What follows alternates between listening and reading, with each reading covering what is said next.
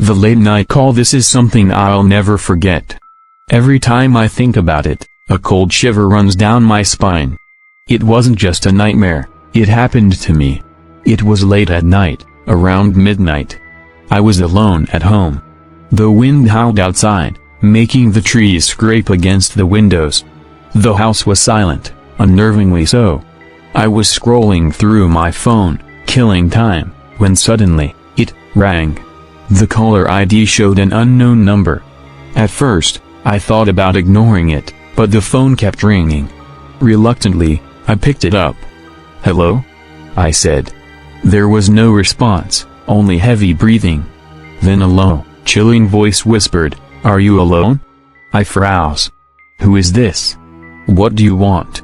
I demanded, trying to sound braver than I felt. The voice repeated, louder this time, "Are you alone?" I hung up immediately, my hands trembling.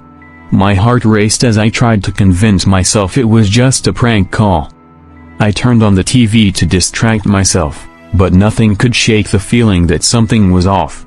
Suddenly, I heard a faint rustling near the window. My stomach dropped. Slowly, I turned to look. Behind the curtain, I could see a faint shadow, someone standing outside, watching. Summoning my courage, I approached the window and yanked the curtain aside. Nothing. I locked the window and pulled the curtain shut, but the uneasy feeling didn't leave. Then, my phone rang again. The same unknown number. My throat tightened, but I answered. This time, the voice was sharper, almost taunting, "Open the door. I'm right behind you." My blood ran cold. I spun around, expecting to see someone, but the room was empty. Yet, I felt a presence, like someone was there, just out of sight. I bolted upstairs and locked myself in my bedroom. Crawling under the bed, I tried to steady my breathing, but my heart was pounding so loudly I was sure it could be heard. Then, I heard it.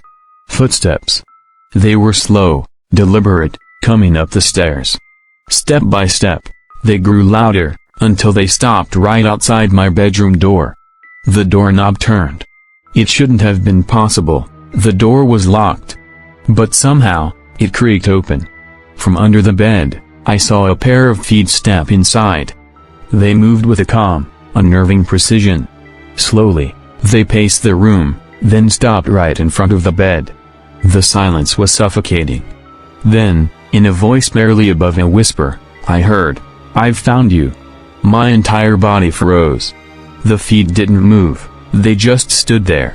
I could feel it bending down, peering under the bed. Then it spoke again, its voice low and cold, "I've been watching you for a long time." My heart thundered in my chest. I wanted to scream, to run, but my body wouldn't respond. A hollow, sinister laugh filled the room, echoing in my ears. Suddenly, the bed creaked as it climbed on top. I felt its weight pressing down above me. It was right there, inches away, and I couldn't do anything. Somehow, I found the strength to move. I darted out from under the bed and ran for the door. But before I could reach it, something grabbed my arm. Its grip was icy and inhumanly strong. I thrashed and kicked, struggling to break free. Just as suddenly as it had grabbed me, it let go. I stumbled out of the room, gasping for air. I ran downstairs, desperate to escape. The house was eerily silent, but I couldn't shake the feeling that it was following me. When I reached the front door, I threw it open and ran into the street. The street lights flickered, casting eerie shadows across the road. As I tried to catch my breath, my phone rang again. That same, unknown number. Against my better judgment, I answered. "You can't escape," the voice said, distorted and robotic. "This isn't over."